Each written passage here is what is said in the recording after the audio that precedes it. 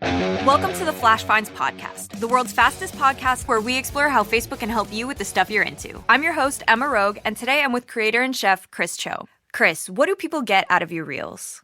So people are super intimidated when they want to first try cooking Korean food, but through Facebook Reels, I make it super fun and easy and accessible within a 30 to 60 second video. Reels is the cheat code. Thanks, Chris. See you next time on the Flash Finds podcast, all about discovering the stuff on Facebook you care about. Bye.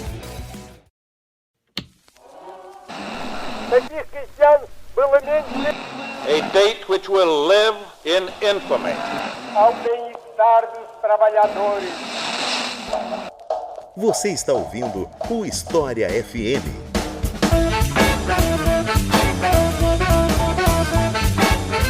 Salve, ouvintes do História FM, bem-vindos a mais um episódio do podcast do Leitura Obriga a História. Eu sou Iclis Rodrigues e hoje vamos falar sobre História como Ciência. Um tema que eu já vi render polêmica nas redes sociais muitas vezes. De vez em quando o pessoal vem me perguntar sobre o assunto. E eu achei que já estava na hora de chamar alguém para conversar sobre isso com mais profundidade. Alguém que tem mais domínio sobre o tema do que eu. E para tal, eu convidei o professor Júlio Bentivoglio e eu passo a palavra para que ele se apresente para vocês. Então, Júlio, fique à vontade.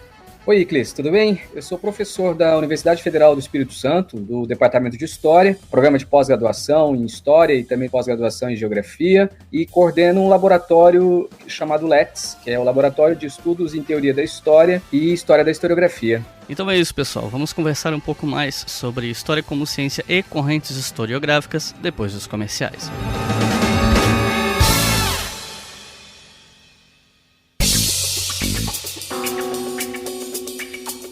E é claro que eu não podia deixar de agradecer os nossos colaboradores e colaboradoras no Apoia-se, porque é esse pessoal que mantém o História FM no ar. E não só o História FM, né? Os nossos outros podcasts também. O Colunas de Hércules, o Estação Brasil e o História Noturna, sobre o qual eu não costumo falar muito, porque ele é mais low profile mesmo. É um podcast que só tem episódio quando eu acho que eu tenho algo a dizer. E eu tenho que confessar pra vocês que nos últimos tempos eu não tenho tido nada de relevante pra gravar episódio sobre. Não quero ficar gravando episódio filler só pra dizer que saiu, então tá parado por enquanto, mas sempre que eu tiver algo bacana ou relevante para dizer, eu gravo um episódio de História Noturna. E os nossos novos apoiadores e apoiadoras são Anderson Nakasawa, Eduardo da Silva, Beto Augusto, Reinaldo Lara, Priscila Klein, Alan Gomes, Suzane Schunemann, Bruno Perim, João Vieira, Sherine Müller, Ana Priscila Baquin, ou Baquin, não sei, Marta de Vitis, Christian Cardoso, Marcelo do Nascimento, Lucas Alvarenga, Bruno Colonese, Stephanie Sander, Milena Cardoso, Marcos Oliveira, Antônio Sampaio, Ulisses Silva, José Guedes e Priscila Carvalho. Muito obrigado pelo apoio de vocês. Eu espero que esteja valendo a pena apoiar o História FM. Só R$2 por mês é muito mais barato que Netflix, é muito mais barato que o Amazon Prime. Tudo bem que não tem tanto conteúdo quanto essas plataformas, mas você está financiando o conteúdo que está disponível para todos gratuitamente. Eu tenho certeza que se você apoia um projeto como o nosso, é porque você tem orgulho de fazer parte de um projeto que está levando educação para as pessoas gratuitamente. Nenhum conteúdo que nós fizemos até hoje é exclusivo. Isso não quer dizer que não possa acontecer no futuro, mas até hoje 100% do que o Leitura Obrigatória produziu em vídeo, podcast, o que quer que seja, sempre foi conteúdo gratuito para todo mundo. Mas esse conteúdo existe porque você apoia. Então, muito obrigado por nos apoiar. E aqueles de vocês que querem fazer parte dos apoiadores e ter o seu nome lido aqui no próximo episódio, basta acessar apoia.se/obrigahistoria e fazer a sua colaboração. Lembrando que R$5 ou mais por mês você ouve os episódios do História FM, do Colunas de Hércules e do Estação Brasil com antecedência. Então corre lá e apoia o nosso podcast.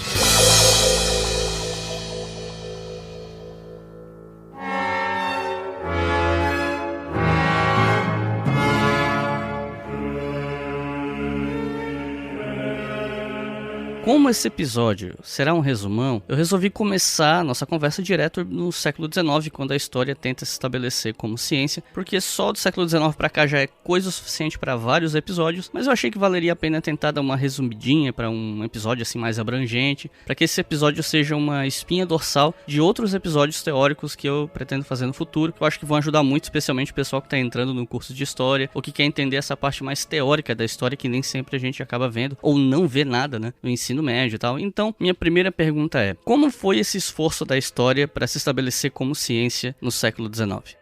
Então, é um longo percurso, né? Na verdade, Iclis, no final do século XVIII para a virada, né, início do século XIX, já havia um movimento no campo dos saberes mais tradicionais estabelecidos das universidades europeias, um processo de especialização, né? Então, na verdade, a filosofia era vista como um grande campo, né, ao lado do direito, ao lado da medicina, mas é a partir dessa pequena mutação no interior dos estudos filosóficos, que passam cada vez mais a se especializar, que a gente pode entender o processo de nascimento dos outros campos científicos que depois viriam a se chamar ciências humanas, né? Ou ciências do espírito, ou ciências sociais. A história estava subsumida, presa, digamos assim, na fronteira entre os estudos filosóficos e os estudos das belas letras, né? Da literatura. Porque a história era vista ao mesmo tempo como um gênero literário e também como um tipo de estudo sobre as sociedades humanas no passado. Então, os filósofos escreviam muitos estudos históricos, poderíamos dizer assim, não é? Então, os estudos históricos estavam atrelados à filosofia e à literatura. Então, lá na virada do século XVIII para o começo do XIX, dois autores impactaram muito e chamaram a atenção de estudiosos na França, o Voltaire, com o seu ensaio sobre os costumes, e na Alemanha, o Cladenius, com os seus princípios da ciência histórica geral. Eles chamam a atenção porque eles começam a reivindicar que os estudos sobre o passado, sobre as sociedades humanas no passado, deveriam requerer, digamos assim, um método específico, uma teoria específica. Então, no século XIX, esses embates dos estudiosos do passado com os filósofos se tornam um pouco mais intensos. Da mesma forma como os historiadores não querem mais entender a história como um gênero literário, como um gênero narrativo, não é? E se empenham em criar disciplinas nas universidades europeias voltadas para o estudo do passado. E era comum a gente ter disciplinas de história ou de conteúdo histórico nos cursos de filosofia, de medicina, do direito, não é? Então, por exemplo, Cladenius dava aulas de direito, né, num curso de direito, de teologia, para ser mais específico, em Coburg. Ter não era professor universitário, mas tinha uma longa tradição de estudos também históricos, né, além das suas peças de teatro, das suas obras filosóficas e tal. Mas aí é preciso entender melhor como esse processo se dá, e eu vou pegar o caso particular da Alemanha, não é? Porque na Alemanha a gente vê como dentro das universidades haviam várias disciplinas de história, por exemplo, em Berlim, por exemplo, em Kiel, em Göttingen e várias outras cidades alemãs. E era comum, Iclis, que os estudantes que quisessem se aprofundar mais nos estudos históricos ou em algum estudo mais pontual sobre o passado, europeu ou germânico, que eles começassem a fazer várias disciplinas em universidades diferentes. É como se eles fizessem uma peregrinação por várias cidades europeias para concluir seus estudos de uma forma mais aprofundada em história. Bom, e aí é essa a pergunta que você fez. Quer dizer, no século XIX, por conta dessa especialização e por conta deste interesse cada vez maior em se estudar o passado, mas com professores específicos com uma formação voltada para a história, é que essas disciplinas irão ensejar um currículo de história, não é? E ao lado daquelas, digamos assim, daqueles doutorados ou daqueles estudos monográficos, essas disciplinas darão curso a que surgissem faculdades especificamente de história, não é? Então, na Alemanha, a gente vê, a partir de 1836, esse processo. E coube a Ranke, né, Leopold von Ranke, um papel importante nisso, não é? E eu chamaria atenção para o seguinte: essa simbiose da história com, particularmente, a filosofia é curiosa, porque na Alemanha daquele período, boa parte dos historiadores eram doutores ou eram especialistas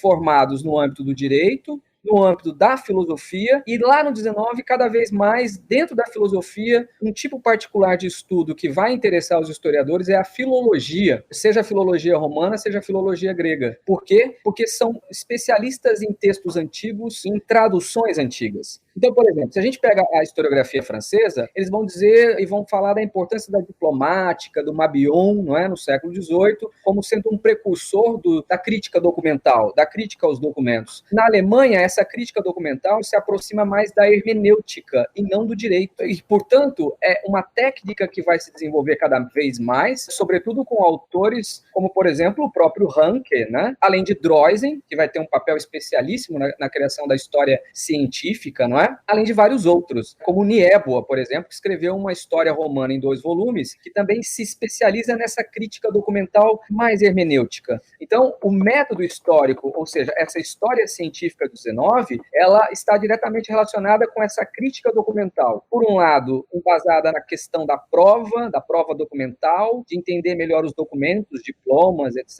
que seriam as fontes históricas, e de outro lado, com essa intensa especialização dos estudos hermenêuticos e filológicos que vão embasar o método científico ou o método histórico. E aproveitando o gancho que você mencionou, Leopold von Ranke, minha próxima pergunta é sobre 2 correntes desse período do século XIX que ficaram bem marcadas e às quais a gente se remete, estuda na academia, que são o positivismo e o historicismo. E aí eu queria te perguntar o que são essas correntes, o que é que elas se propõem, o diferencial entre elas, o que é que são o positivismo e o historicismo nessa história do XIX. Então, ambas têm um pé, né, um pezinho, digamos assim, na filosofia. Estão se constituindo a partir dos estudos filosóficos, tanto o historicismo quanto o positivismo. Mas eu queria chamar a atenção, em primeiro lugar, Iclis, para um constante mal-entendido, não é? E ele é muito comum. Há até um pequeno livrinho, acho que da editora Brasiliense, sobre a teoria da história, que tem lá essa incorreção, identificando historiadores do século XIX,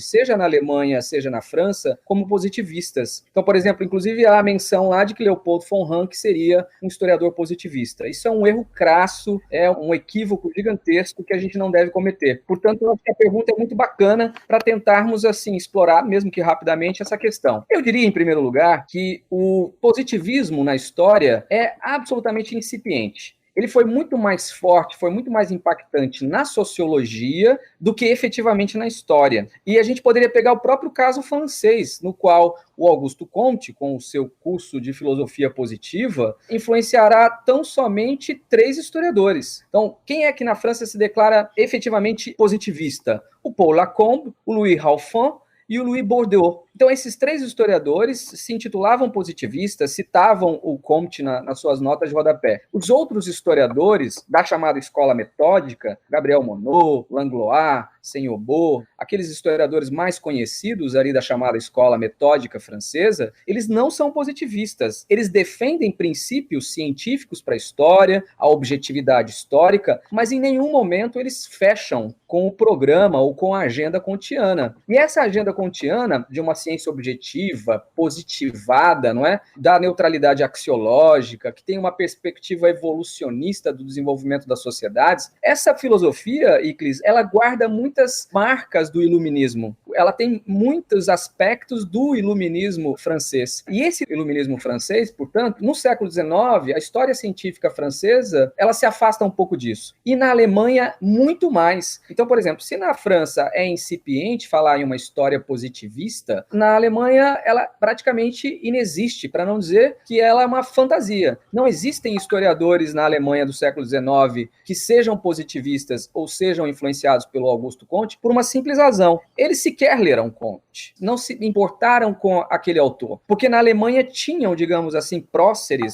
muito mais expressivos, muito mais vigorosos, como, por exemplo, Herder, né, do século XVIII, como, por exemplo, Hegel, no começo do século XIX. Então, a filosofia alemã que influenciará, ou a teoria alemã que vai influenciar a história, ela vem de outras matizes que não o positivismo. Então, é muito legal, por exemplo, que as pessoas, né, os interessados, leiam o livro do François Dosse e do Delacroix, Correntes Históricas na França, porque isso fica muito claro. Não confundir os historicistas alemães com os positivistas franceses, porque eles são diferentes, e também, digamos assim, identificar quem de fato é positivista lá na França, porque na Alemanha não tem. E aí, uma coisa interessante para distinguir um pouco isso, é porque na Alemanha o historicismo é uma reação ao iluminismo. Então veja, enquanto o positivismo guarda similaridades, diálogos, né, com o iluminismo, com a filosofia iluminista, o historicismo é uma crítica a esse pensamento, né, que defende que tudo é único, singular e irrepetível. irrepetível, que na história tudo é único, singular e irrepetível, que é preciso entender a historicidade dos problemas, dos fenômenos históricos, usar um método que é o método compreensivo, que é um método particular, específico da área das ciências humanas, absolutamente diferente da, digamos assim, da metodologia positivista de se estudar os fenômenos, que seriam fatos em si, realidades exteriores ao homem e tal, bem diferente. E aí, para fechar, talvez quais são as raízes desse mal-entendido, não é, em relação ao positivismo? Eu penso que uma delas, sobretudo na França, é quando lá nos anos 30, sobretudo Lucien Febvre vai chutar cachorro morto. O que é chutar cachorro morto? Ele vai fazer uma crítica aos historiadores antigos da velha história francesa, que ele localiza perto dos metódicos, que ele chama de positivistas. Então ele usa isso como algo pejorativo, mas para chutar cachorro morto, porque a história positivista, digamos assim, na França já não era tão importante assim nos grandes centros, nas grandes universidades. No caso específico brasileiro, eu acho que o mal-entendido, chamar historiador de positivista, também era um apodo, né, uma crítica, era algo pejorativo, e ele surge sobretudo de uma leitura equivocada de alguns autores marxistas, e eu quero crer, a partir de um livrinho de divulgação do Michel Lovy chamado Ideologia e Ciências Sociais, em que ele vai localizar lá esse historicismo alemão como algo próximo, como algo equivalente ao positivismo, né? Então, aí, de fato, é um grande problema, né? E a gente vê muito isso nos anos 80 e nos anos 90, e essa identificação eu vejo que é muito mais uma preguiça e uma má-fé do que efetivamente uma caracterização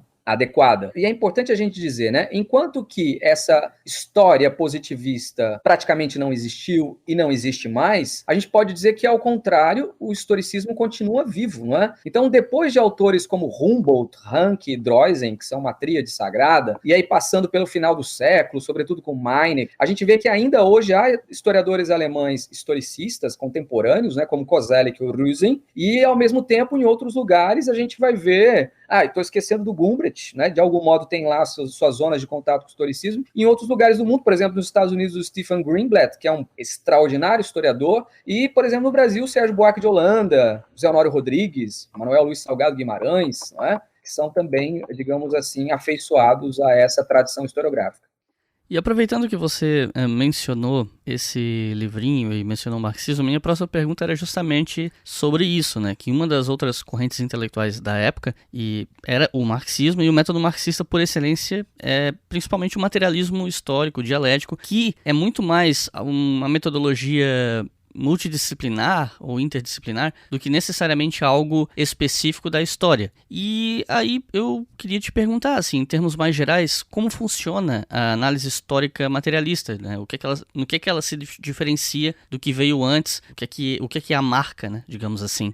Bacana, boa pergunta. Também é uma teoria e um paradigma. O marxismo, de fato, é um paradigma histórico que nasce no século XIX. A gente está falando, você mencionou aí, 3 grandes correntes teóricas do século XIX, eminentemente oitocentistas. O positivismo, mais especificamente no caso francês, e o marxismo e o historicismo, mais exatamente do cenário germânico, né, do contexto alemão. A concepção marxista da história defende algo muito simples, que a história é sim um conhecimento científico, que pode ser objetivamente verificável na realidade histórica, nos fenômenos históricos, a partir de documentos, a partir de vestígios, e que a história tem um motor, que ela tem uma lei geral, universal de funcionamento, que é a luta de classes. E isso é bem diferente do historicismo alemão, que estuda particularidades, que estuda e procura especificidades históricas, como se cada sociedade histórica exigisse uma compreensão dentro da sua própria lógica, dentro das suas próprias regras. Então, dificilmente haveria uma lei universal que pudesse explicar o funcionamento de toda e qualquer sociedade. Além do que, o historicismo é muito mais idealista, digamos assim, pensando em forças históricas, princípios históricos atrelados a ideias, a fenômenos transhumanos,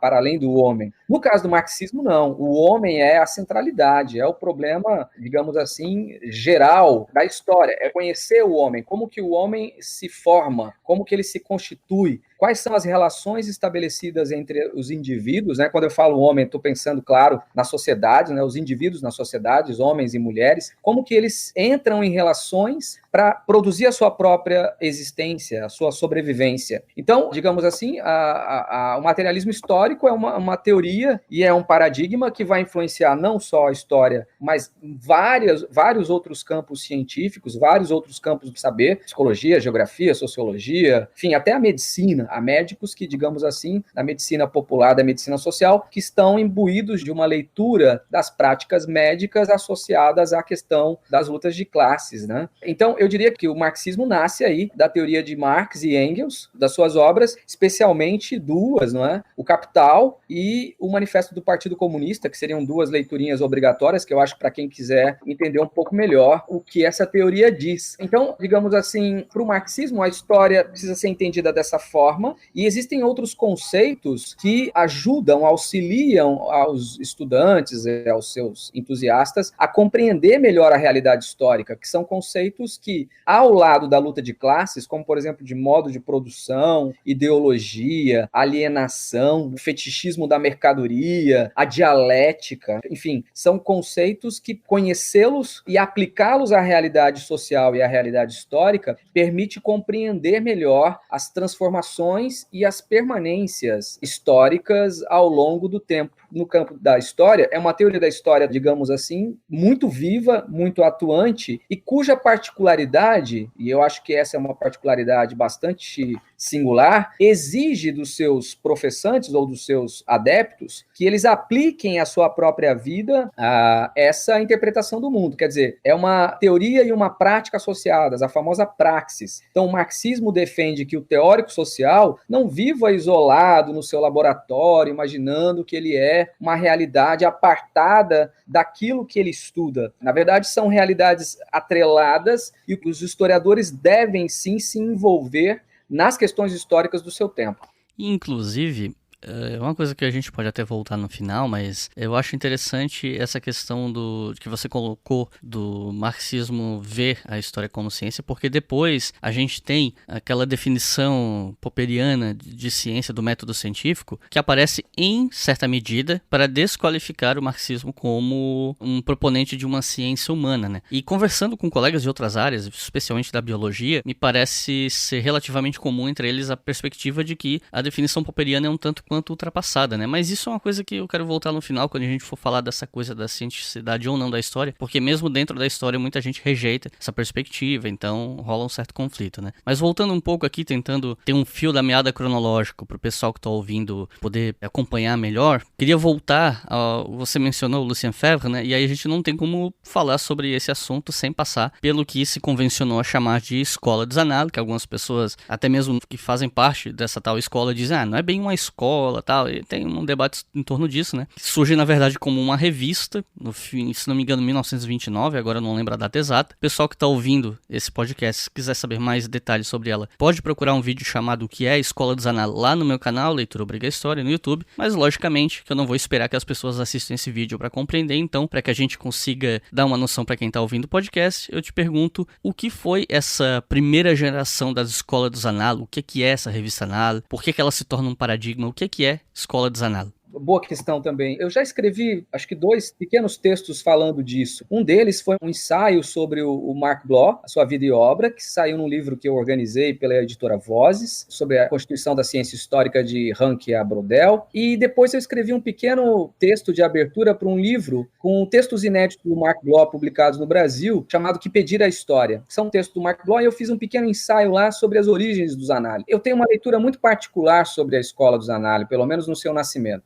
Para mim, a escola do Zanardi nasce sob uma dupla influência. Uma influência, a sua cicatriz de origem traz aí uma paternidade muito clara de 2 grandes correntes teóricas. A primeira delas é a historiografia alemã historicista. Lucien Febvre e Marc Bloch são profundamente influenciados pela historiografia alemã e pelo pensamento alemão. Embora eles tentem dissimular de algum modo isso, muito mais o Lucien Febvre do que o Marc Bloch, ambos tinham interesses sobre o estado da arte da história na Alemanha. E os avanços teóricos e metodológicos da ciência histórica alemã do final do século XIX e início do século XX impactam demais ambos. E eu posso caracterizar isso de uma forma muito clara. Lucian Febvre escreveu o livro sobre a Alemanha e Marc Bloch, o próprio clássico dele sobre Lutero, é uma obra que investiga o pensamento alemão, e o Marc Bloch, por sinal, passou 2 anos na Alemanha, estudou nas universidades alemãs. Então, a escola dos análises tem isso, tem uma primeira marca, uma primeira cicatriz de origem, que é o pensamento alemão e a historiografia alemã. Por exemplo, a querela do Lamprecht e aquela crise do historicismo alemão, aquilo que vão defender uma história mais cultural, mais socioeconômica, isso é claro nos análises. Não por acaso, quando eles criam a revista dos análises, Marc Bloch e Lucian Febvre se inspiram na revista quadrimestral de história alemã. Até os colaboradores, alguns, eram recíprocos, lá e cá, não é? Agora, a outra grande influência que a gente não pode negar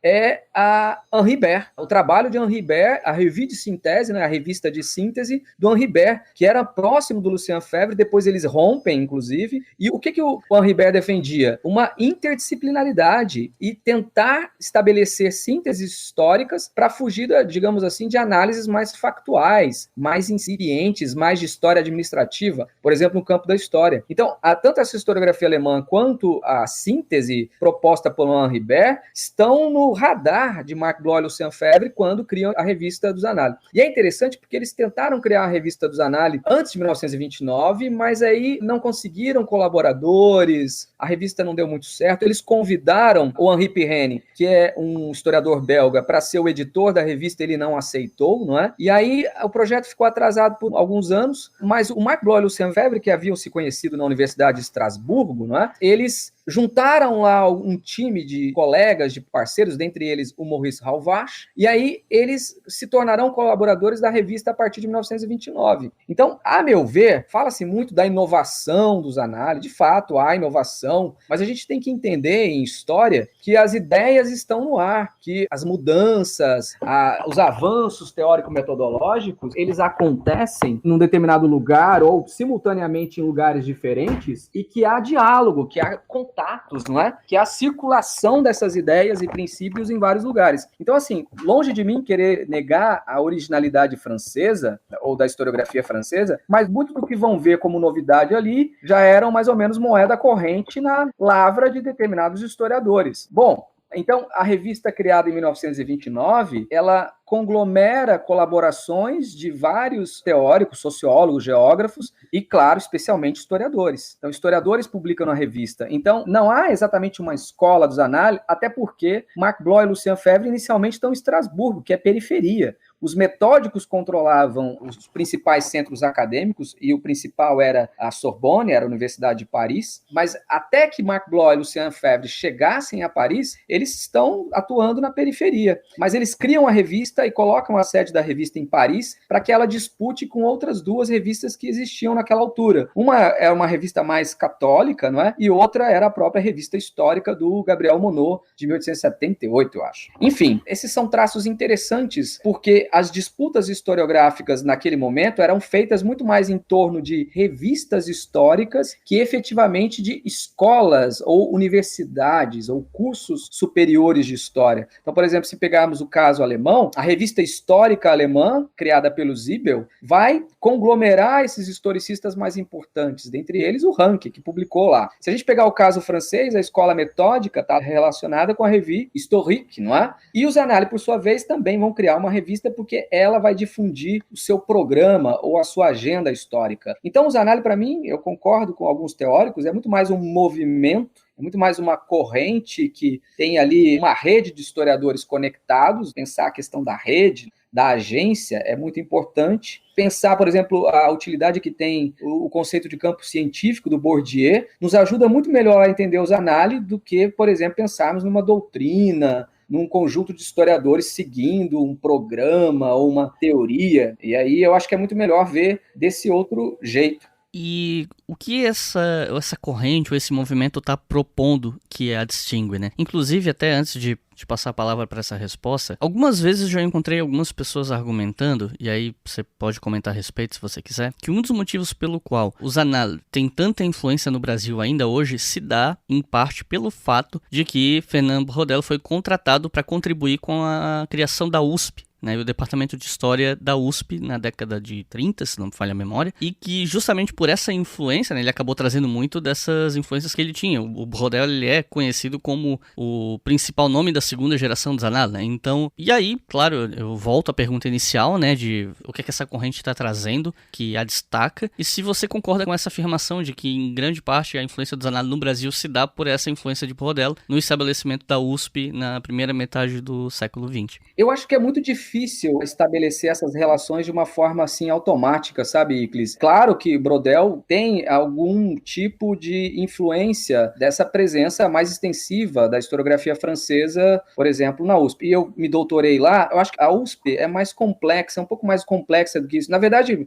quase todas as universidades brasileiras são um pouco mais complexas do que isso, não é? Sim, Por quê? Porque dentro dos departamentos de história, você tem ali professores e pesquisadores que estão bebendo e estão lendo e dialogando com tradições historiográficas distintas, com correntes teóricas distintas, não é? Então, por exemplo, dentro do departamento de história, não só na USP, mas, por exemplo, no Rio de Janeiro, na UFRJ, na Federal Fluminense, você vai ter ali historiadores marxistas com diferentes, digamos assim, simpatias por correntes teóricas marxistas, né? Então alguns vão mais para New Left, outros continuam seguindo um marxismo mais ortodoxo, mais tradicional, enfim, outros um marxismo mais heterodoxo hoje em dia, né? Lendo autores que fazem uma aproximação de Marx com Foucault. É muito complexo falar dessa influência automática graças a Brodel. Até porque, digamos assim, na Universidade de São Paulo, já em meados dos anos 40, a gente tem ali historiadores tradicionais que seguem um pouco o paradigma metódico, ou, digamos assim, a metodologia metódica de trabalho. A gente tem já historiadores marxistas e próximos de Caio Prado Júnior. Você tem ali historicistas, como vai ser o caso, por exemplo, do Sérgio Buarque de Holanda. Então é muito plural.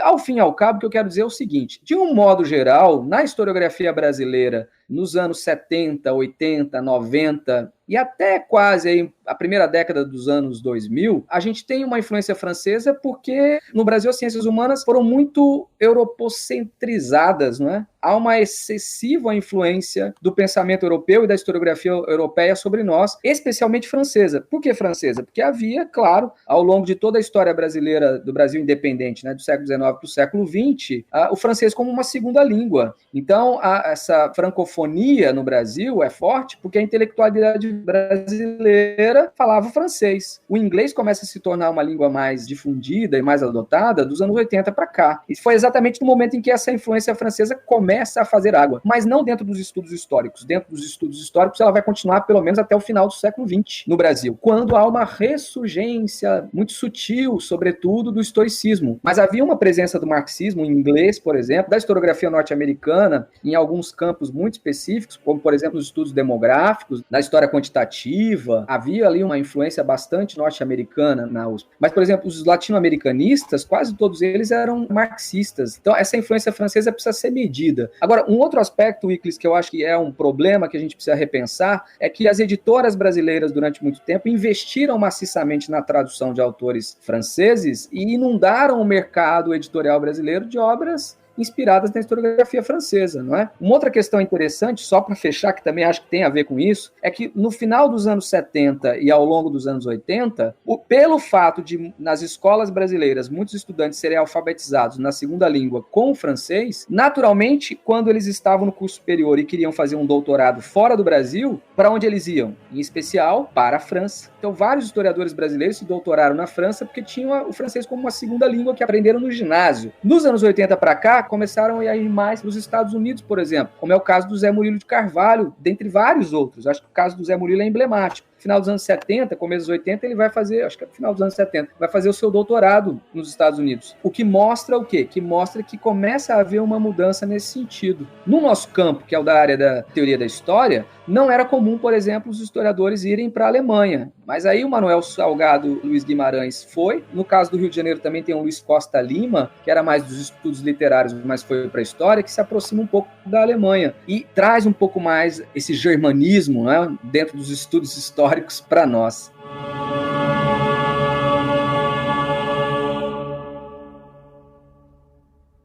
Você está ouvindo o História FM.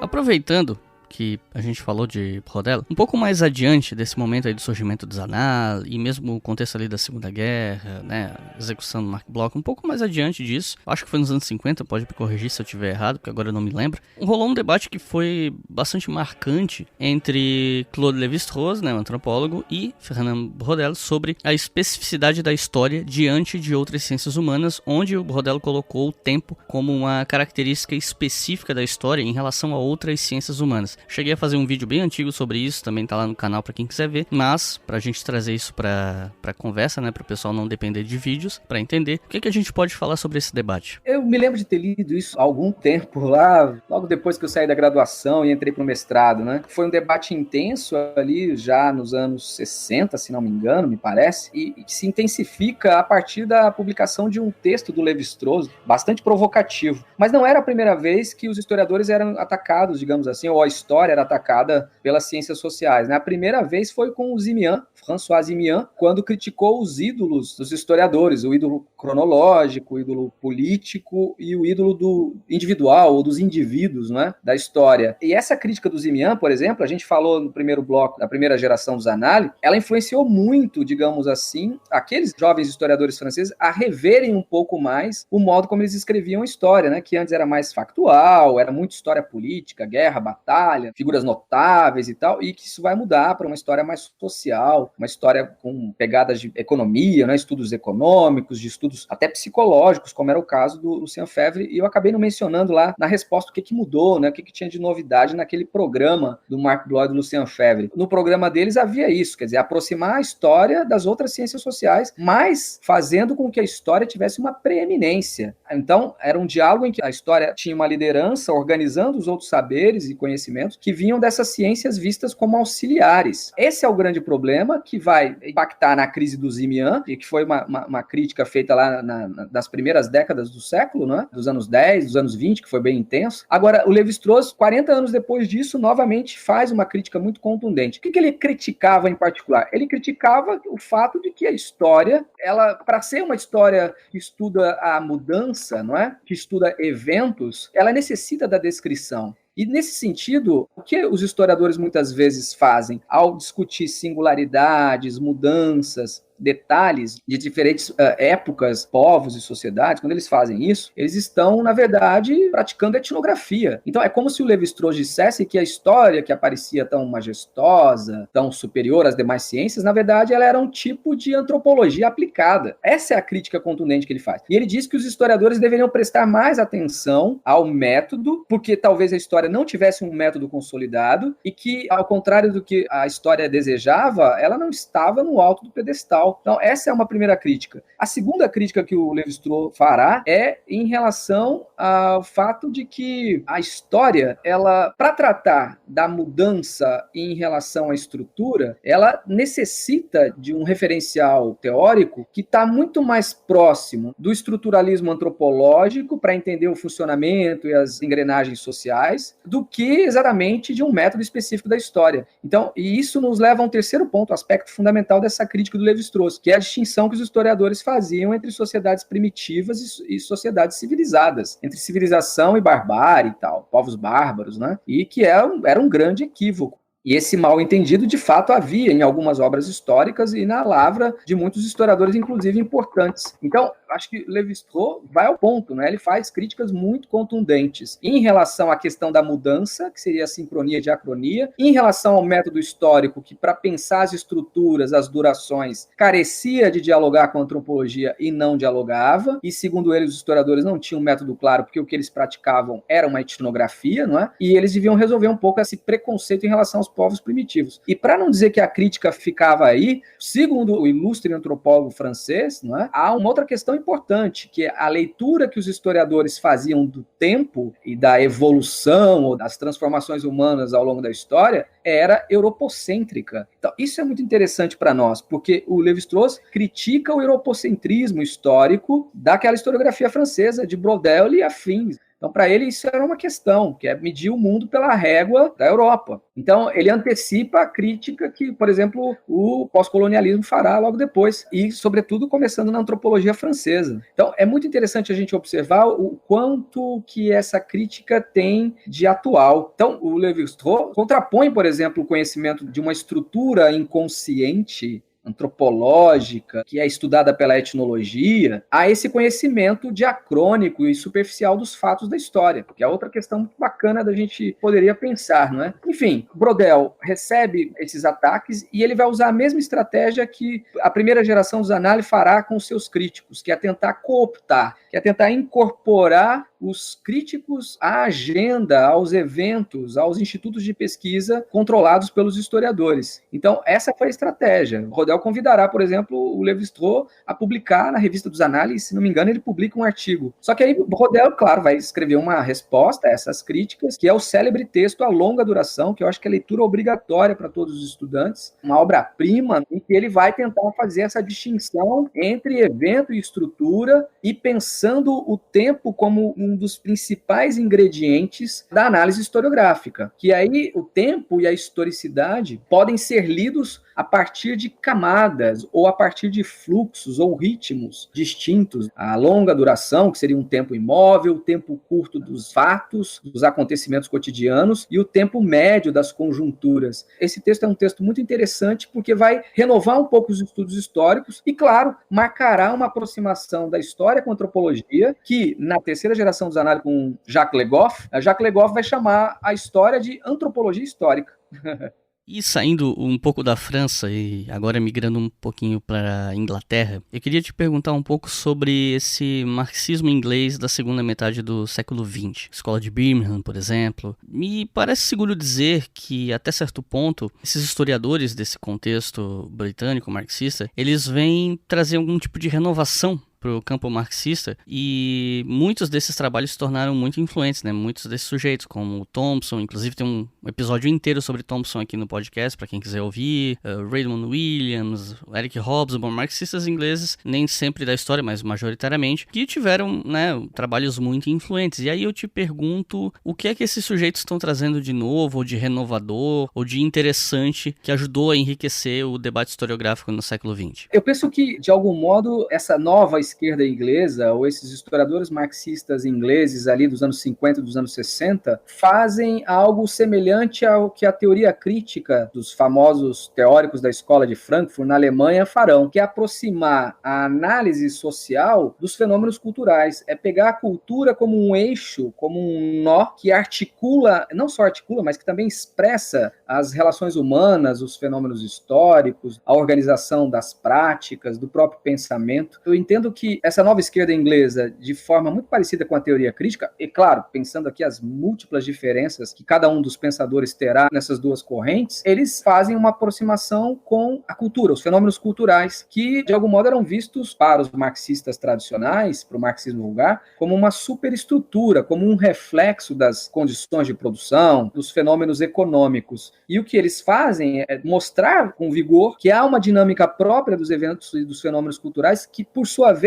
influencia as relações sociais e as relações produtivas, as relações econômicas. Quer dizer, a cultura não é uma mera expressão da sociedade, das práticas sociais, ela não é um subproduto, ela também é um agente, não é? Ela também exerce uma força histórica. E eu acho interessante, e de novo eu vou fazer uma conexão com os periódicos, com as revistas históricas. Quase todas as correntes historiográficas, como eu disse anteriormente, estão associadas muito mais a revistas do que efetivamente à universidade ou a um historiador em particular. O mesmo ocorre com essa nova esquerda, com esse marxismo inglês, que se reúne num periódico novo, que surgiu da fusão de dois periódicos anteriores, né? Havia o New Reasoner e a Left Review. A fusão dos dois, se não me engano, em 1959, cria a revista New Left. E é ali nessa revista New Left que você mencionou aí alguns nomes de historiadores e de cientistas sociais ingleses, é ali que eles vão publicar, como Christopher Hill, Perry Anderson, Thompson, Hobsbawm, Raymond Williams. Então, são figuras que vão frequentar um pouco esse periódico. O que eles trazem de novo? Qual é a novidade? Eu acho que, em primeiro lugar, romper com esse marxismo vulgar, aproximar essa análise, essa leitura social das práticas culturais. Então, por exemplo, o Thompson, quando vai falar do surgimento da classe operária inglesa, ele vai por outro viés, com outras fontes, com outros documentos, né? E aí, uma outra questão associada a isso é inverter a história. É uma história que passa a olhar para os de baixo, para as pessoas comuns, para a sociedade mais geral, e não é uma história mais da elite, não é uma história de heróis, não é uma história de próceres. Então, a gente vê essa mudança nítida, né? O Christopher Hill também vai um pouco nessa esteira. Agora, são autores muito complexos, muito sofisticados, e eu acho que demandaria um tempo para a gente falar aqui melhor de cada um deles, né? A obra, por exemplo, do Perry Anderson em relação às linhagens do Estado absolutista, a transição do feudalismo para o capitalismo, são obras extraordinárias. Thompson a mesma coisa, tem livros extraordinários, um especialista no século XVIII, o Hobsbawm com a sua quadrilogia, né, que abarca o século XIX e o século XX, e que eu acho que o Hobsbawm, de todos eles, embora seja um grande historiador,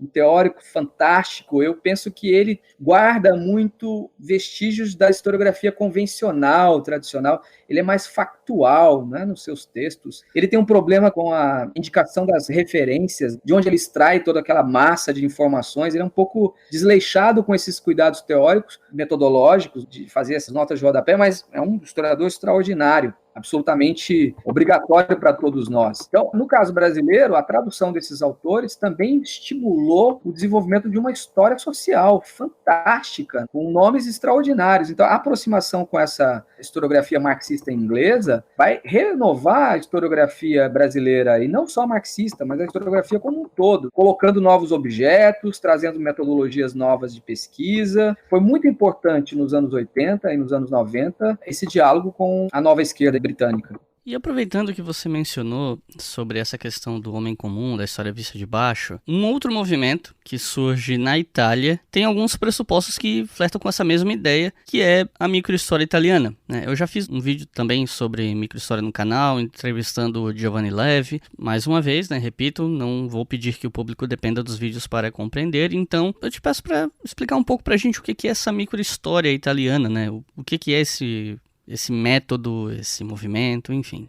Pois é, para mim a microhistória é mais uma metodologia do que efetivamente uma teoria da história. É mais um método, um tipo específico de abordagem que vai gerar uma corrente, um conjunto de historiadores que, no caso italiano, e aí mais uma vez a gente tem a questão da revista, não é? São historiadores que começam a publicar em torno de um periódico que é o Quaderno Storici, uma revista criada, se não me engano, em 1966. E é ali que Giovanni Levi, o Carlo Ginzburg e outros adeptos do movimento vão publicar. Muito já se escreveu sobre a microhistória italiana, e no Brasil ela também vai ter um impacto muito forte na historiografia a partir dos anos 90, sobretudo por conta desse chamado método indiciário, que é reduzir, né, a escala de análise para pegar numa fonte singular, no fragmento de uma fonte, ou na biografia de um único indivíduo, como o Ginzburg fez com o Menocchio, no Queijo e os Vermes. Então, a partir de um único indivíduo ou de uma única fonte, você conseguir retratar uma realidade social mais ampla. E é olhar com lupa, é olhar com microscópio, detalhes sensíveis que vão revelar a vida, a experiência humana de uma forma mais rica. É um tipo de história muito interessante, que em relação ao método, e aí pode parecer um pouco radical, eu acho, ou reducionista que eu vou dizer, mas o paradigma indiciário, para mim, reitera uma máxima da hermenêutica filosófica alemã de Schleiermacher, o círculo hermenêutico. A parte ilumina o todo e o todo ilumina as partes. Então você consegue entender fenômenos, textos, Schleiermacher estava pensando em textos, mas a gente pode extrapolar isso para outros objetos, você pode compreendê-los a partir de fragmentos, de aspectos pontuais, de algo que compõe aquele objeto. E isso ilumina uma realidade muito mais ampla. Pois bem, de fato, né, o próprio Auerbach, em Mimesis, vai fazer isso, vai compreender obras literárias a partir de pequenos fragmentos. Então, é um procedimento hermenêutico bastante conhecido na tradição germânica. E, a meu ver, o método indiciário e a obra de Ginzburg, por exemplo, é absolutamente uma hermenêutica aplicada a isso, a fenômenos históricos singulares, objetos históricos singulares, de certo modo, não todos eles, né? O Giovanni Levi, pelo que eu sei, não vai um pouco nisso, não quer tratar de fenômenos exóticos, singularidades muito gritantes. Então, muito já se escreveu sobre a microhistória italiana. Por exemplo, a sua análise histórica, que é muito etnográfica, que lembra muito a descrição densa do Clifford Geertz, não é? Talvez influência dos estudos culturais do Bakhtin, do Mikhail Bakhtin, pensando a sociedade a partir da circularidade, né? Pensando a cultura a partir da circularidade. Então, muito já se escreveu sobre a microhistória italiana. Eu gostaria de agregar isso, quer dizer, o que eles fazem é aplicar a hermenêutica filosófica alemã. Aliás, sobre o paradigma indiciário, eu gosto muito dos exemplos que normalmente se usam para explicar o que é o paradigma indiciário, né? Sobre a questão de que ele remete àquela ideia de você compreender o todo a partir dos sintomas, e os exemplos com a arte, de que você pode às vezes descobrir que uma pintura, por exemplo, é falsa, porque você nota que um detalhe muito característico de um artista, o copiador, o falsificador, às vezes não consegue reproduzir, e é nas minúcias que você percebe que uma obra é uma falsificação, tal. Então, assim, para explicar pro pessoal melhor o que a gente está falando em paradigma indiciário aqui, porque eu pessoalmente eu não me lembro de ter falado sobre isso em vídeo, né? Então, esse exemplo da história da arte, eu acho que ele é bem interessante, né? Eu diria que Ginsburg está para Schleiermacher, assim como o Hartog para Koselleck.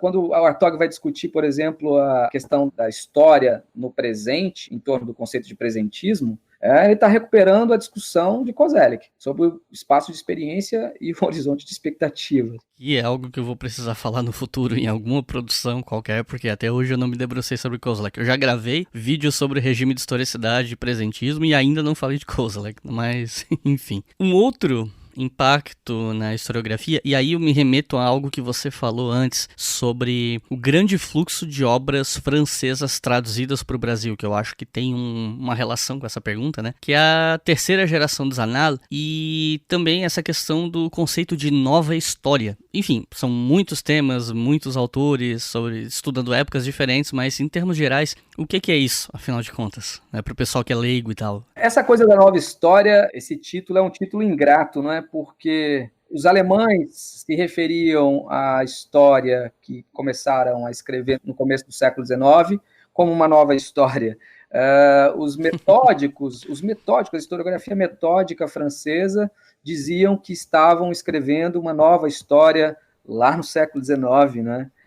No começo do século XX, a gente vai ver no Brasil também alguns historiadores, e a gente pode pegar o próprio caso emblemático do Verhagen, falando que, né, de algum modo, estou escrevendo uma nova história, né? Então, é um apodo que aparece muito, e eu acho que esses adjetivos mais complicam a nossa compreensão do que facilitam. Mas há inovação. É óbvio que essa terceira geração da chamada Escola dos Annales traz consigo algumas inovações. Mais uma vez, eu insisto, essa nomenclatura se vincula muito mais ao periódico, à revista, então, no caso, o Le Goff e outros dirigindo a revista dos Annales, do que efetivamente a uma universidade específica, embora o peso da Sorbonne e o impacto da presença desses professores no Collège de France seja significativo. Esse conceito de nova história parece slogan publicitário, às vezes, marketing para vender livro. E, curiosamente, as traduções desses autores da nova história francesa, vinculados à terceira geração dos Annales, as traduções eram mais ou menos simultâneas. O livro saía na França, 1 ou 2 anos depois, tinha uma tradução brasileira. Diferentemente de outras traduções historiográficas que a gente aguardou anos, às vezes décadas, para o livro aparecer. É o caso do Koselleck, por exemplo, né? Cujo livro demorou 20 ou 30 anos, Crítica e Crise, para sair, e depois o Futuro Passado, tantos anos mais. Não é? Então, há um problema no Brasil. Volto a dizer, há um problema, e esse problema está relacionado com as editoras, com o mercado editorial. E mais do que isso, com os historiadores, que sempre acabam tendo as suas preferências, e essas traduções feitas pelas editoras, muitas delas são sob a iniciativa individual de um determinado historiador ou um cientista social que faz a tradução. Claro, há traduções pagas, e aí os autores que se tornaram best-sellers na França e na Itália, como é o caso do Carlo Ginzburg, vão ter grandes editoras no Brasil interessadas em vazar suas obras. Então, toda a nova história cultural, ou essa nova história cultural francesa, sai sobretudo por qual editora? Pela editora Companhia das Letras. E não tem aqui nenhuma crítica. O que eu estou dizendo é que, claro, a editora teve o maior cuidado e contratou, inclusive, tradutores profissionais para fazerem a tradução das obras desses autores que vendiam muito na França, para vazá-los no Brasil. E, efetivamente, é o que nós mencionamos nas questões anteriores, Os historiadores brasileiros estão muito próximos dessa tradição historiográfica francesa, porque tinham o francês como sua segunda língua, e isso é uma coisa meio tradicional no Brasil. Então, essa nova história, voltando à sua questão, né, passa a defender, sobretudo, a longa duração. É uma história preocupada com fenômenos de longa duração, mais imóveis. Então, a inovação é isso, é não estudar tanto a mudança, mas estudar aquilo que permanece. E por que permanece? E permanece não exatamente igual, não é? Então, as estruturas, as dinâmicas de longo prazo preservam fenômenos, preservam aspectos mais duráveis das realidades históricas, mas há pequenas transformações. Então, há um cuidado de estudar isso, baseado também em um tipo de trabalho maluco, insano para nós, que é a pesquisa serial, a pesquisa exaustiva, que já em Brodel desponta, mas que nos anos 70 e nos anos 80 explode na França. Os estudos, se a gente pegar os trabalhos de Ladoury, do próprio Le Goff, Georges Duby, são massas documentais muito extensas, quantificadas. Então há uma preocupação toda muito cuidadosa em fazer um estudo que não perca essa visão de totalidade. A aproximação com a antropologia talvez é uma das principais marcas, como eu disse anteriormente, é uma história antropológica e uma aproximação enorme com a virada linguística. O pós-estruturalismo na França foi muito impactante e esse pós-estruturalismo ele é incorporado a essa historiografia, a esses historiadores. O trabalho de Foucault, por exemplo, vai influenciar demasiadamente historiadores como Pierre Nora ou também o Michel de Certeau. Então, é uma história que começa a se aproximar de outros campos, se aproximar da crítica literária, dos estudos literários, entendendo a linguagem como uma questão importante para os estudos históricos. E é interessante porque é uma historiografia preocupada com novas soberanias, preocupada com as representações coletivas, que são, digamos assim, dois polos que explicitam muito das inquietações dos historiadores. São dois polos em torno dos quais múltiplos objetos passariam a ser estudados. E aí, uma obra também importante para quem queira se aprofundar mais nessa geração, eu acho que é aquela trilogia História, Novos Problemas, Novos Objetos e Novas Abordagens, que é o livrinho Faire de l'Histoire, publicado pelo Pierre Nora e Jacques Le Goff, lá em no começo dos anos 70, acho que 73, se não me engano, ou 76, e que é em torno dessa obra que esse espírito renovado da pesquisa historiográfica francesa vai se manifestar naquele contexto.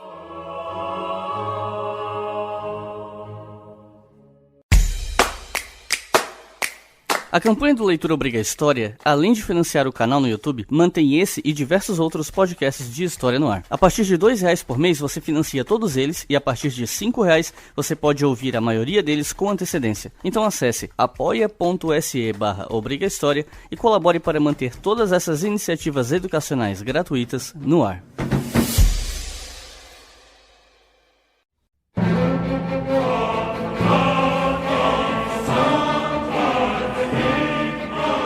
A gente entra numa parte dessa conversa que eu pessoalmente sou um completo ignorante, porque eu admito que eu nunca fui um grande interessado nesse debate, eu mesmo nunca fui um bom aluno em teoria, tenho que confessar isso para um professor de teoria, inclusive, mas é um debate crucial dentro da área de teoria da história e que é um debate sobre o qual eu já vi muitas rusgas, muitas opiniões muito divisivas dentro do campo da história, que é a entrada, né, esse surgimento do tal pós-estruturalismo, muitas vezes associado à noção de pós-modernismo. Então eu te pergunto, o que é esse pós-estruturalismo e por que ele suscita tanta, às vezes até repulsa por parte de outras vertentes da história, não todas, mas de algumas, né? Por que existe esse conflito, né? E, se for possível responder também, qual é a diferença entre pós-estruturalismo e pós-modernismo, né? Por que eles não são a mesma coisa, já que esses termos às vezes são usados com certo trânsito como se fossem sinônimos, né? Enfim, são muitas perguntas, mas é basicamente isso.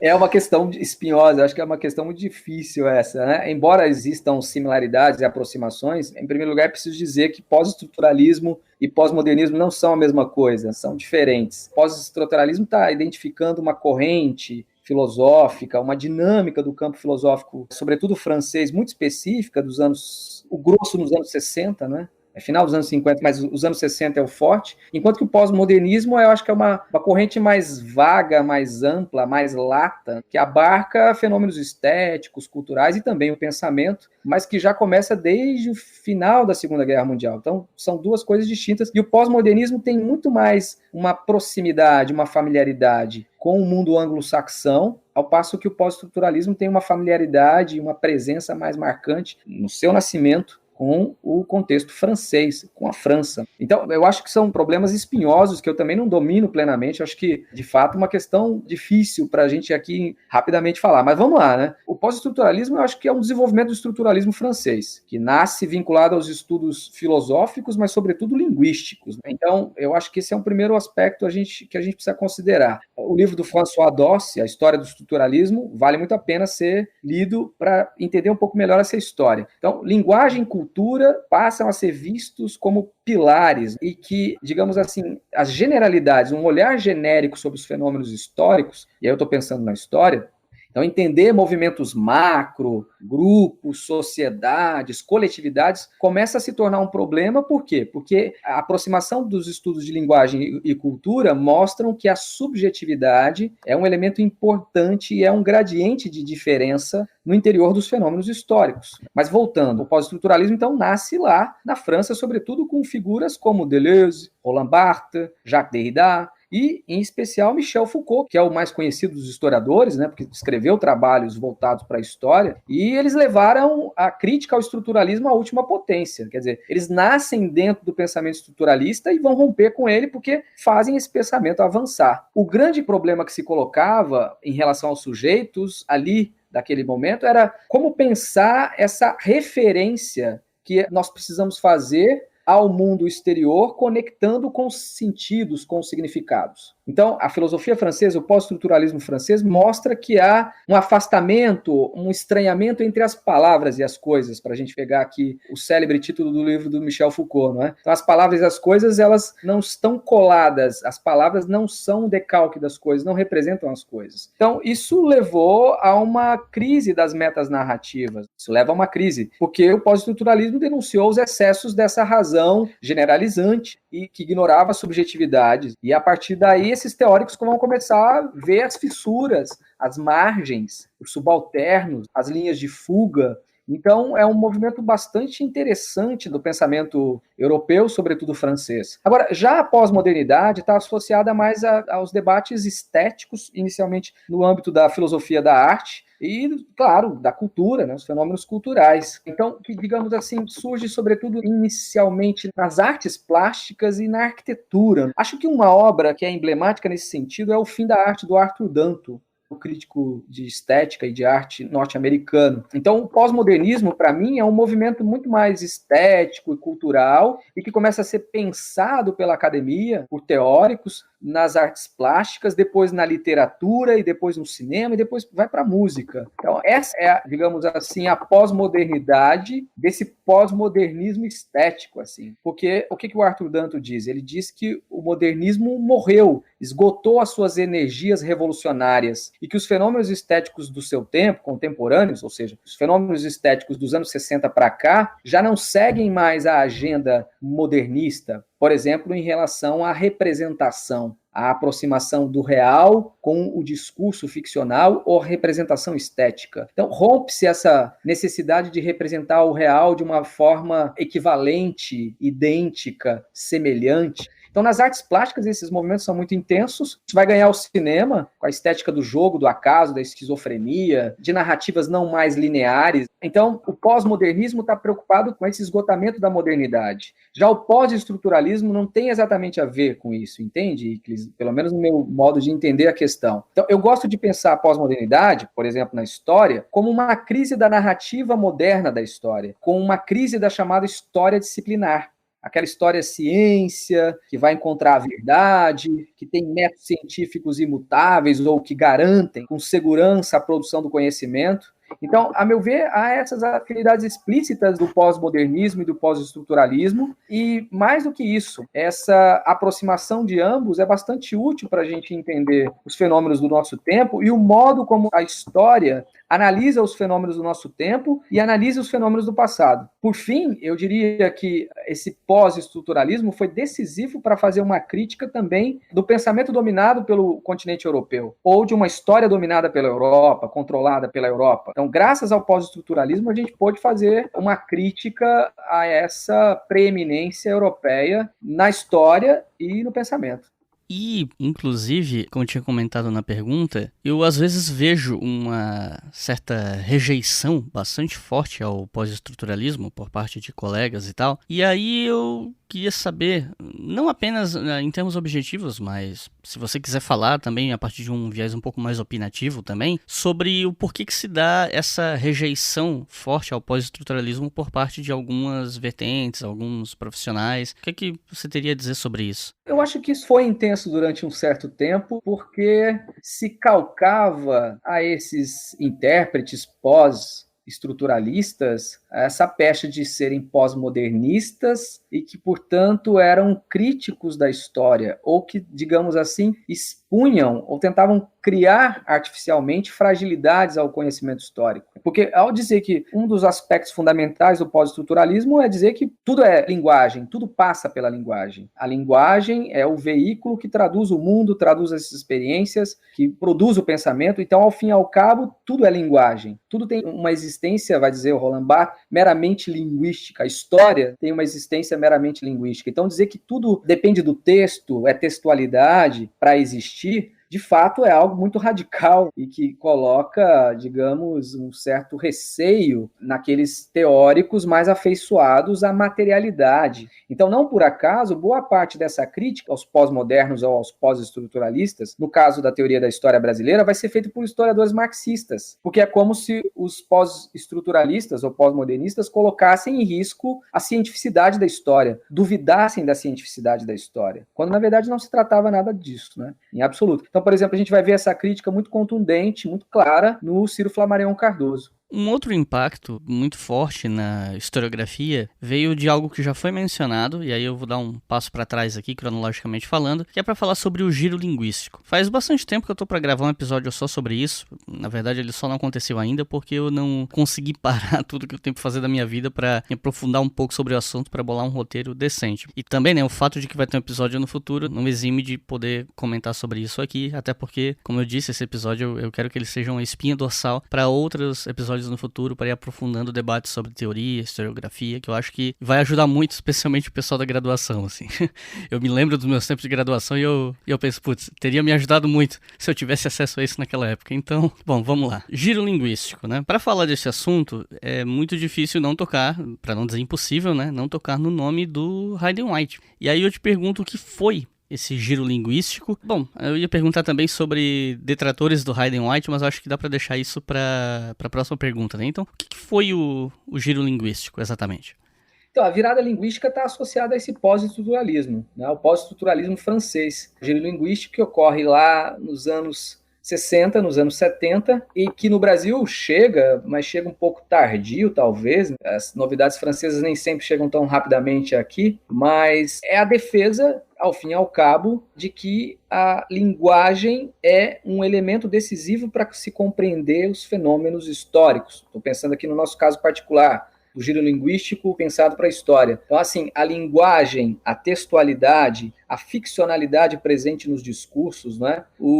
Aquilo que é explícito e aquilo que é implícito no interior dos textos, a proximidade ou não dos textos com a realidade, se os textos são capazes de capturar ou não a essência ou a verdade do real, de uma prática, de um sujeito. Então, ao fim e ao cabo, o giro linguístico traz para nós o problema da interpretação, o problema e a importância que a interpretação histórica tem, que a leitura tem para clara aos historiadores, que as visões de mundo, que as subjetividades podem produzir e deixam marcas latentes nos textos. Essas são questões muito caras para isso. E o Hayden White é um filho direto do giro linguístico, né? Não por acaso, Hayden White já em Meta-História, em 1973, ele cita Roland Barthes, Jacques Derrida. Ali, Jacques Derrida e Barthes estão escrevendo mais ou menos alguns anos antes, uma década talvez antes dele, e ele lê em primeira mão um contemporâneo daqueles teóricos e ao mesmo tempo divulga aqueles teóricos no mundo anglo-saxão. Então na história ele é essencial, é um pensador essencial para a gente compreender a virada linguística, porque para Hayden White, como para esses teóricos, a gente só consegue se aproximar do real a partir da linguagem, traduzindo o que foi dito, traduzindo sentidos, traduzindo significados. A existência é mediada pela linguagem. Então, digamos assim, a linguagem é o peão que coloca em movimento o mundo, que faz o mundo girar. Se lá no mundo anglo-saxão eles tinham Wittgenstein, que vai orientar muitas dessas preocupações linguísticas, por exemplo, no mundo anglo-saxão, mas também no mundo francês. Se na Alemanha eles tinham Heidegger, Gadamer e a sua potência hermenêutica, né, das discussões no campo da linguagem, na França eu acho que a virada linguística está associada a Derrida, Barthes, Deleuze e, em especial, Foucault. Foucault é canônico nesse sentido. E a trazer Foucault para os estudos históricos foi um modo, e de uma forma muito impactante, no caso brasileiro, a partir dos estudos desenvolvidos na Unicamp, Margaret Rago, Edgar Dedeca e outros teóricos, e depois a gente vai ver o Durval Muniz de Albuquerque Jr., esses historiadores foram muito importantes para nos trazer essa reflexão da virada linguística. Então, em que pese muitos detratores ou críticos do Hayden White, que eu acho até que são muito poucos, não é? São pouquíssimos os críticos de Hayden White no Brasil. A gente tem a crítica do corredor, a gente tem aquela crítica mais superficial ali dos corredores das universidades, de um ou outro professor, mas eu imagino que a gente tem para a obra do Hayden White algo muito parecido com o positivismo, viu, Iclis? Lá do início do século. Pouca gente leu o livro do Auguste Comte para aplicá-lo à realidade e pouca gente leu efetivamente a obra do Hayden White para dizer o que ela é. Por quê? Eu vou te dizer por quê. Para mim, foi uma leitura apressada, associando, por exemplo, ao pós-modernismo, que para mim é equivocado, e às vezes até uma certa má-fé. Veja só, ao passo que a gente tem poucos autores fazendo essas críticas mais ou menos pontuais ao Hayden White, no exterior, o que a gente vê é o contrário. A gente vê a criação de uma verdadeira corrente historiográfica, que é o narrativismo, a partir de discípulos e disseminadores de Hayden White. Então, eu vou pegar aqui duas revistas, a Rethinking History e a History in Theory, são duas revistas que existem em grande medida em função de debates que nasceram em torno do pensamento de Hayden White. Então, não fosse ele, a gente não teria figuras como Kay Jenkins, Munslow, Eva Domanska, Frank Anke Smith, só para ficar em alguns, né? Me parece, e me corrija se eu estiver errado, que a crítica ao Hayden White que mais ressoou, de certa forma, pelo menos aqui no Brasil e que eu pude ter contato, veio de um texto do Carlo Ginzburg, certo? Que a gente até já mencionou aqui para falar de microhistória. Você quer comentar a respeito dessa crítica, desse texto? Aquele debate, ele não foi traduzido inteiro, né? A gente não tem a tradução inteira da réplica de Hayden White, da tréplica do Ginzburg e nem da última fala de Hayden White. Então, lamentavelmente, o que chegou no Brasil é aquela coisa tipo telefone sem fio, né? Chegou uma parte do debate. Eu estou dizendo isso porque quando eu organizei o Meta History, os 40 anos de aniversário do Meta History aqui em Vitória, na Universidade Federal do Espírito Santo, Hayden White esteve aqui, boa parte dos discípulos dele, e dentre eles, um desses discípulos estava presente no auditório no dia em que ocorreu esse debate entre Hayden White e Carlo Ginzburg. Qual era o ponto ali em questão? O ponto em questão é que o Ginzburg teria dito que para Hayden White a história era ficção, que não poderia ser ciência, e que por ser um artefato textual ou literário capaz de vazar o passado sob as mais variadas formas, isso incluiria dizer que seria possível tratar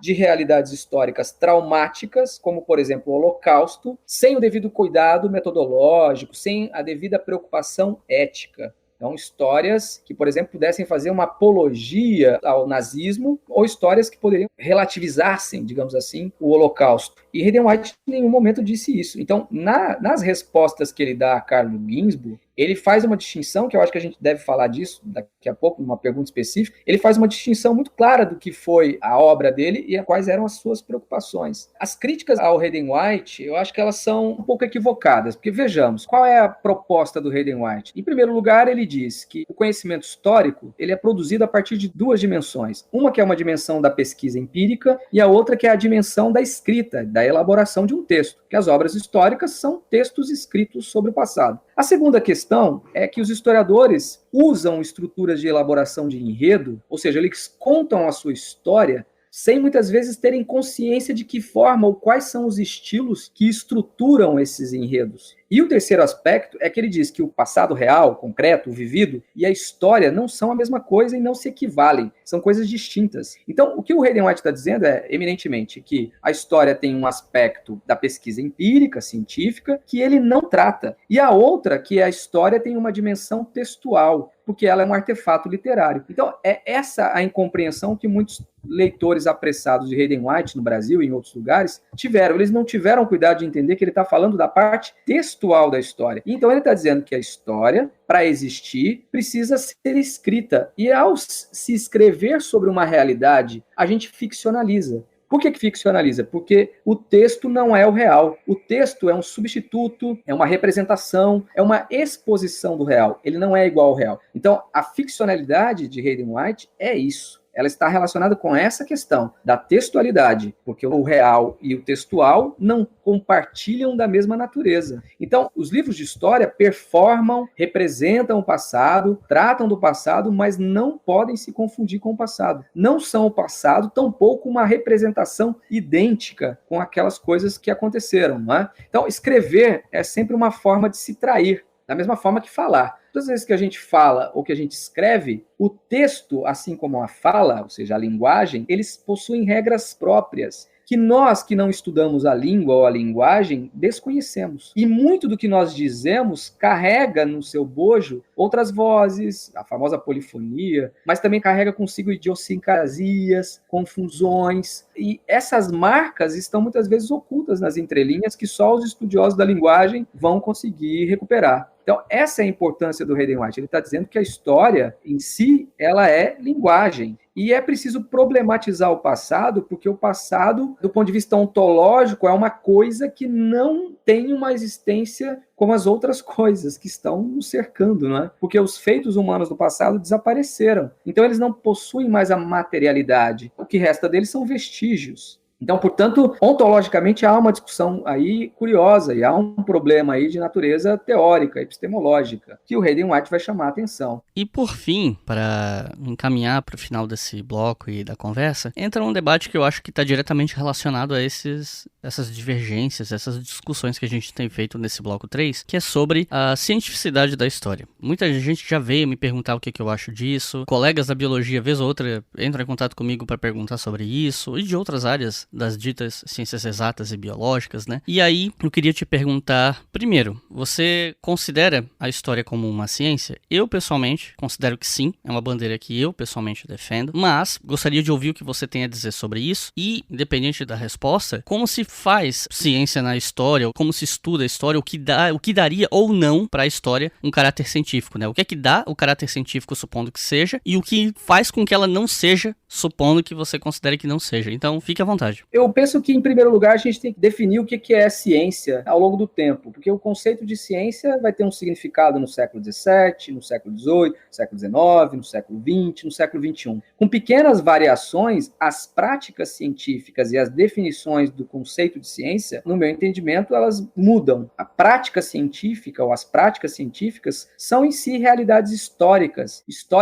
podem ser historicamente determinadas. E nesse sentido, eu penso que nós fazemos ciência na história da mesma forma que os outros cientistas fazem ciência em seus campos. A história é uma prática científica, ou seja, ela é um conhecimento científico, cientificamente orientado, e que, digamos assim, segue regras e procedimentos de validação, de certificação e de construção muito parecidas com os outros campos. Os historiadores têm as suas teorias, os seus métodos, têm um objeto de estudo ou objetos de estudo no passado ou num passado recente, abordagens, usamos uma bibliografia de teóricos ou de obras correlacionadas com os nossos problemas de investigação, temos objetos e conhecimentos já muito validados, muito consagrados, campos, domínios, outros ainda em construção, outros sendo aperfeiçoados, revistos, uma longa e interminável história, uma marcha de construção, de revisão, de confirmação de princípios. Eu penso que praticamente todas as outras ciências fazem isso. A física faz isso. Há uma física antes de Newton, uma depois de Newton. Há uma mecânica antes de Galileu, uma mecânica depois de Galileu. Há uma mecânica recente do século XXI, diferente da de Galileu. Há uma física einsteiniana, há uma física pós-einsteiniana. Então, todos os campos científicos avançam, se transformam, revêem postulados. Então, seria uma bobagem imaginar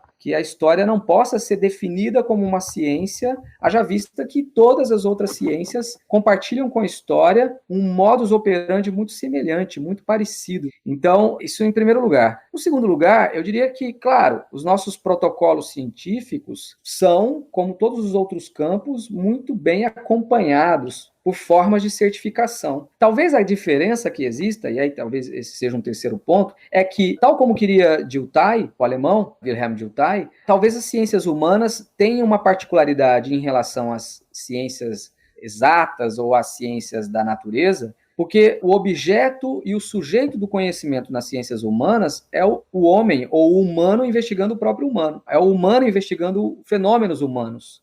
Enquanto que nas demais ciências seria o humano, ou o homem, ou a mulher, investigando realidades exteriores ao homem, né? A pedra, no caso da geologia, o átomo, no caso da física, são realidades estranhas, não próximas do humano. Então, essa distinção entre as ciências humanas e as ciências naturais é bastante interessante porque elas teriam métodos distintos, não é? O método científico experimental das ciências naturais, que podem, por exemplo, reproduzir em laboratório, em situações controladas de laboratório, fenômenos para construir leis gerais, então isso seria um pouco diferente nas ciências humanas. Não porque as ciências humanas não possam ter seus laboratórios para investigar seus materiais, porque nós temos espaços que estudam os documentos, que analisam os documentos. As datações de carbono 14, por exemplo, elas certificam datas aproximadas de determinados materiais. Então, nos estudos históricos da antiguidade, mesmo da Idade Média, a despeito de ser uma ciência meramente humana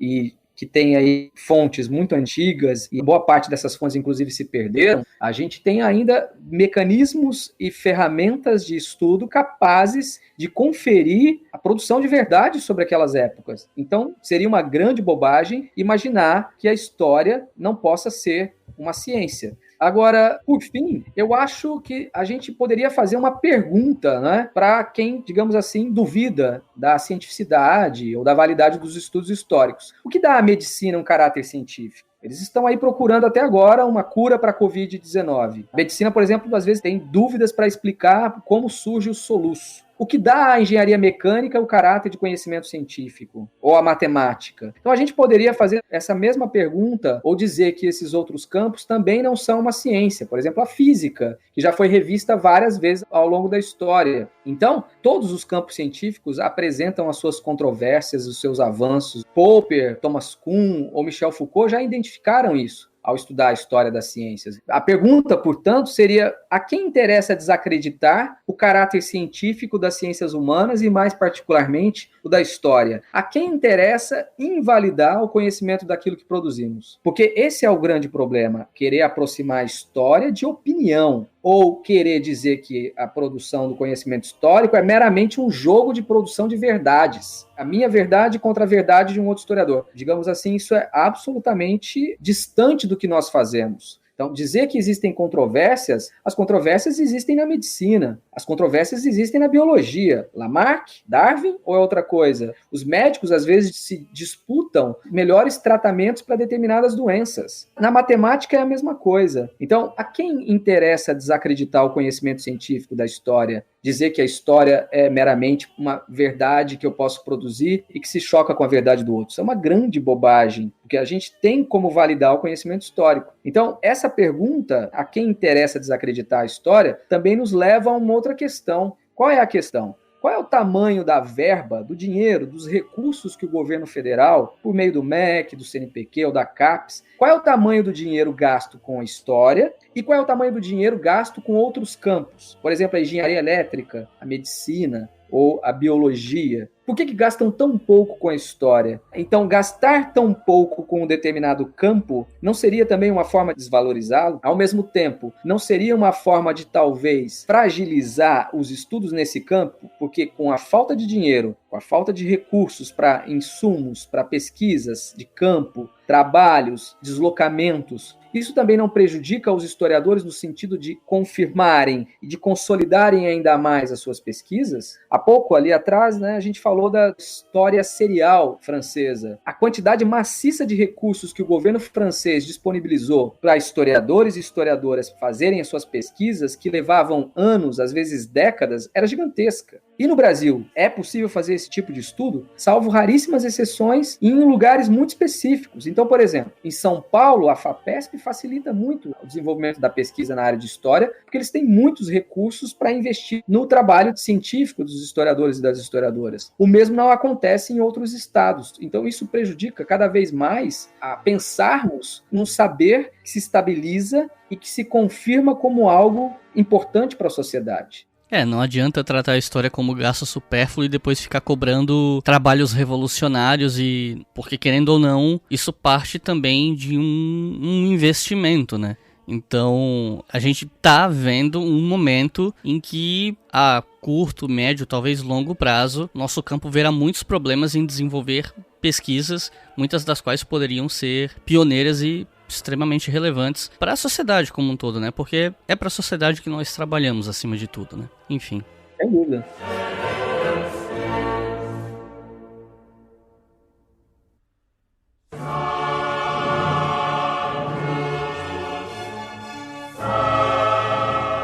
Então é isso, pessoal. Antes dos agradecimentos, recomendação de leitura, eu só queria avisar vocês que estão ouvindo que fazer esse episódio foi um grande desafio, porque condensar tantas correntes historiográficas, tantas escolas, tantos debates em um único episódio é um desafio enorme. Foi difícil escrever esse roteiro. Estou extremamente agradecido que o Júlio topou esse desafio, porque é efetivamente um desafio. Imagino que para muitos que não são iniciados no campo da história, alguns conceitos, alguns nomes podem ficar um pouco confusos. Talvez seja aquele episódio que o pessoal vai ter que voltar a ouvir mais de uma vez, mas é a natureza do objeto desse episódio. É que, de fato, esses debates historiográficos são complexos. Eu já admiti várias vezes, não só nesse episódio, mas em outros lugares, que eu nunca fui muito bom nisso. Então eu entendo a responsabilidade, de debater tanta coisa em um episódio só, mas eu peço a vocês que tenham um pouco de paciência com aquilo que não entrou, ou aquilo que a explicação ela foi um recorte, porque são temas que eventualmente vão reaparecer aqui no História FM no futuro. Então, aviso dado, quero muito agradecer a todo mundo que ouviu até o final, e quero agradecer principalmente ao Júlio por ter topado. Isso aqui já é um episódio que eu já quero gravar desde o ano passado, levou todo esse tempo para sair, justamente pela dificuldade que é falar sobre tanta coisa, e eu passo a palavra pro Júlio fazer as considerações finais e recomendar aí 1, 2, até 3 livros sobre o assunto para quem quer começar a estudar tudo isso que a gente comentou aqui, se é que é possível recomendar tão poucos livros para tanta coisa, né? Mas enfim, livros sintéticos que deem um pontapé inicial pro pessoal que tá ouvindo esse episódio. Bom, Euclides, eu que queria agradecer, gostaria de agradecer a você pelo convite, também, claro, me desculpar se porventura aqui no espaço de tempo que a gente tinha, se ficou algo de fora, mas a gente se coloca à disposição dos colegas, dos ouvintes aí, para, se quiserem continuar esse diálogo por outros canais, será um prazer poder falar um pouquinho mais sobre a teoria da história. Enfim, e em relação às sugestões, muita coisa bacana para indicar, mas eu ficaria com algumas obras, deixa eu ver. Eu acho que o primeiro, talvez, é um livro grande, não vai dar para lê-lo assim numa sentada rápida, mas eu acho que é um livro que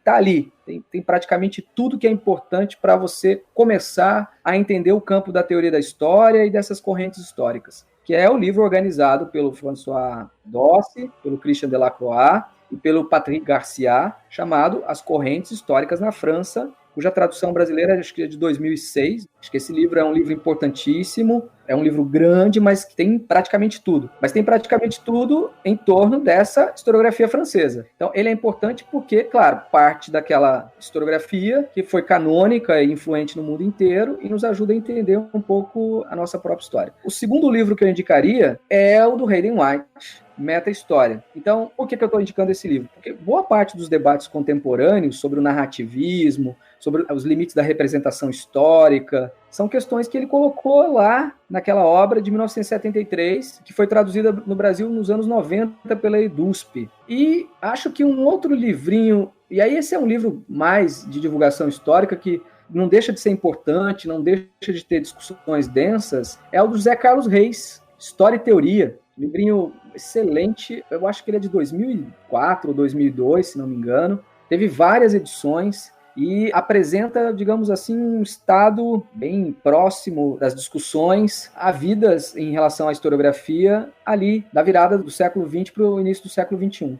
Então é isso, pessoal. Muito obrigado por terem ouvido até o final. Não se esqueçam de seguir o nosso Twitter, @HistóriaFM, com FM maiúsculo. Vocês podem ouvir o História FM além das plataformas em historiafm.com, então vocês podem usar o site para recomendar o podcast para os seus amigos. Lá tem todos os podcasts que nós produzimos. Tem também o História Noturna, o Estação Brasil, o Colunas de Hércules e qualquer outro episódio que a gente produzir no futuro, vocês vão encontrar em historiafm.com ou leituraobrigahistoria.com. Não se esqueçam, esse podcast é financiado pela nossa campanha no Apoia-se, e se você quiser colaborar a partir de R$2 por mês, você já ajuda a manter esse projeto educacional gratuito no ar, e a partir de R$5 por mês vocês recebem os episódios com antecedência. Então é isso, muito obrigado e até a próxima.